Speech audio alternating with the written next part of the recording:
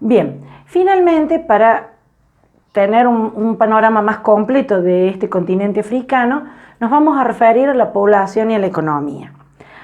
África es la cuna de la humanidad, es decir, los primeros homínidos aparecieron aquí, en lo que actualmente es el límite entre Kenia, Etiopía, en esta región. En esa área se encontró el fósil homínido más antiguo, el esqueleto de una hembra llamada, a la que se le puso por nombre Lucy, fue encontrada en la década del 60 y sentó la base de todo el estudio del proceso de hominización, es decir, de cómo las primeras especies homínidas surgieron en África y luego, a medida que iban avanzando en la evolución y complejizando su organización social y aumentando su inteligencia, fueron esparciéndose primero por toda África y luego a través de la península del Sinaí llegaron a Asia y desde Asia se esparcieron por todo el mundo en sucesivas etapas. O sea que África realmente es nuestro origen. En África se han dado las culturas más antiguas y una civilización extraordinaria como la egipcia, que se remonta a 10.000 años atrás, con un nivel de desarrollo prácticamente no visto en otras civilizaciones de la época, ¿sí? Lograron avances increíbles en todos los campos de la ciencia, de la cultura, de la religión, de la organización social. África es un continente muy rico en recursos minerales, en recursos naturales, tiene un extraordinario potencial para la explotación forestal, para como recursos hídricos. En fin, si nosotros analizamos el potencial de África, podríamos hablar de los países africanos como casi potencias. ¿Por qué entonces es el continente más pobre del mundo? África tuvo la suerte o no, ustedes lo podrán decidir, de tener una gran gama de colonizadores. Gran Bretaña, España, Portugal, Francia, Alemania, Italia, fueron los encargados de colonizar al continente africano desde muchos siglos atrás, desde la época del antiguo Imperio Romano. Ya los romanos buscaron recursos y adueñarse de sectores del África. Todos estos países se repartieron al continente africano sin respetar las culturas locales, los pueblos locales. Entonces, cada uno se adueñaba de una porción del continente y obligaba a convivir a tribus o a pueblos muy diferentes entre sí. Esto generó grandes conflictos internos, grandes conflictos con los colonizadores, que terminó desangrando a África. Finalmente, los colonizadores, ya cuando se inicia toda la etapa de descolonización mundial, fines del siglo XIX y siglo XX, los europeos se retiran de África y dejan a África totalmente desunida y desangrada. Esta situación de tanto malestar político y de tanta enemistad entre los pueblos africanos se mantiene hasta el día de hoy. Fíjense que en África hay 55 países, entre 55 y 57, porque hay dos regiones que reclaman su independencia. Algunos de estos países tan pequeños que prácticamente no pueden autoabastecerse y siguen viviendo en las mismas condiciones primitivas como hace cientos o miles de años. Todo esto ha traído gran retraso a la África. África no tiene una economía dinámica, no realiza un comercio activo con los otros países del mundo. Hay alguna excepción que puede ser Egipto, que puede ser Sudáfrica. Egipto, Sudáfrica. Sudáfrica, como lo vimos la clase pasada, fue la creadora del apartheid, o sea, del sistema político que separa a negros y blancos. Egipto, un país quizás un poco más abierto al mundo, pero con dos grandes problemas.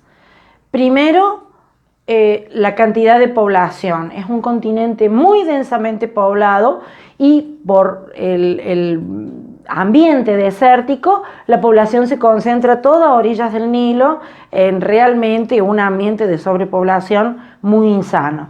Y la otra gran contra que tiene Egipto para ser un país en crecimiento es la religión islámica y bastante estrecha y en algunos puntos hasta fundamentalista, que hace que no se pueda relacionar con el resto del mundo. Otros países, Nigeria es un país bastante desarrollado, con una industria que va evolucionando lentamente. Etiopía, Mozambique, pueden ser algunos países que tienen algún ritmo de crecimiento, pero mucho más lento si lo comparamos, por ejemplo, con los países latinoamericanos que ya sabemos que tienen también un ritmo de crecimiento lento y altos niveles de pobreza. El otro gran problema del África es el problema sanitario. África es un continente en el que históricamente se han desarrollado enfermedades que luego se han convertido en pandemias o endemias, ¿sí? No es el caso de la que estamos padeciendo en este momento, pero sí otras enfermedades que luego se han dispersado por todo el mundo, como el SIDA en su momento, u otras enfermedades transmitidas, por ejemplo, como el dengue, el paludismo, han tenido su origen en África. Otro de los grandes problemas del continente africano son las diferencias y las luchas políticas internas, las luchas tribales. Todavía hoy hay países que siguen luchando como hace cientos de años, con tribus y con lanzas y con métodos bastante primitivos, sin llegar nunca a los acuerdos o al diálogo político para acortar distancias. Un problema también muy grave es el desmedido crecimiento de la población. Los índices de natalidad son elevadísimos. La maternidad en las mujeres africanas se inicia a los 12 o a los 13 años. En muchos pueblos está aceptada la poligamia y los hombres pueden tener 3, 4, 5 esposas, lo cual es un signo de poder, y mientras más cantidad de hijos tengan, más poderosa es esa persona. El poder de un hombre en muchos pueblos de África se mide por la cantidad de esposas, la cantidad de hijos y la cantidad de vacas que tengan.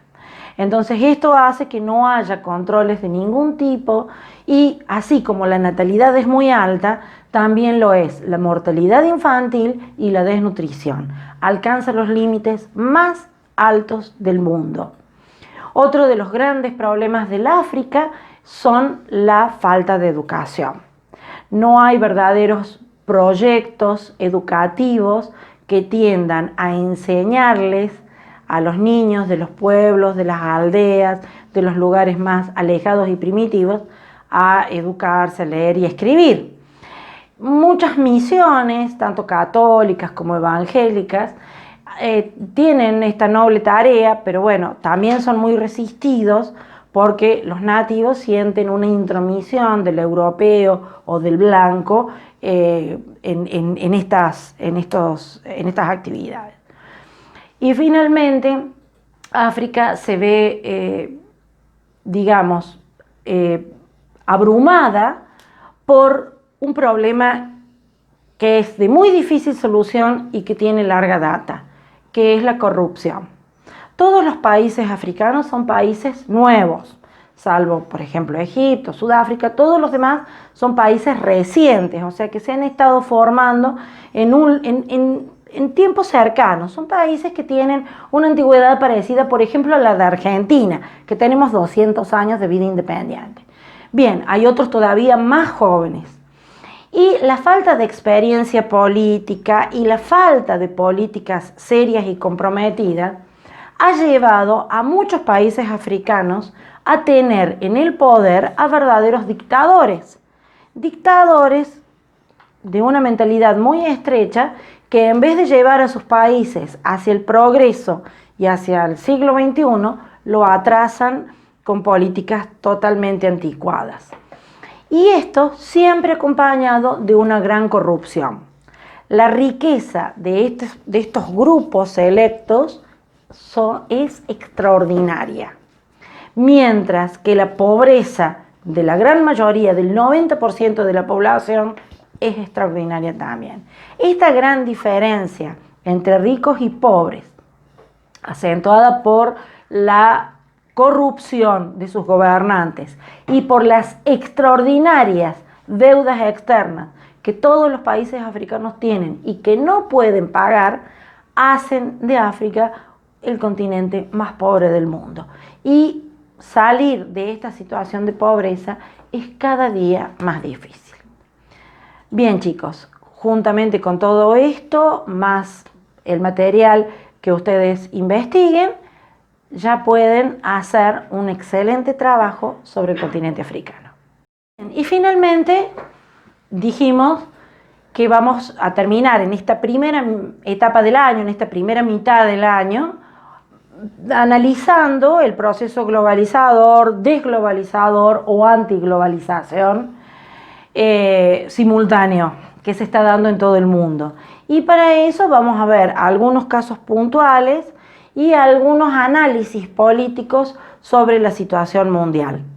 Y quiero que lo atiendan y que lo vean muy detenidamente, porque seguramente cuando esta pandemia termine y volvamos a lo que se va a llamar la nueva normalidad, es decir, un sistema de vida que no va a ser como el que veníamos teniendo hasta fines del año pasado, por ejemplo, o principios de este año. Entonces es muy importante que ante la nueva normalidad reconozcamos bien las características del mundo actual, ¿sí? La pandemia, el fin de la pandemia va a marcar un antes y un después en costumbres, en movimientos económicos, turísticos, culturas, etc. Nos debemos preparar para otro tipo de vida y para otro tipo de acción para con el resto de los países del mundo. Y esto es importante que lo reconozcamos y que lo sepamos. Y por eso es tan importante también reconocer esta última fase del mundo actual. Presten atención a los videos que van a tener a continuación y cuando hagan el trabajo vayan analizando cada uno de los puntos que se les indican, las canciones que se proponen, los temas de lectura, la conferencia. Préstenle atención, háganlo con mucha dedicación porque es la clave para hacer un buen trabajo.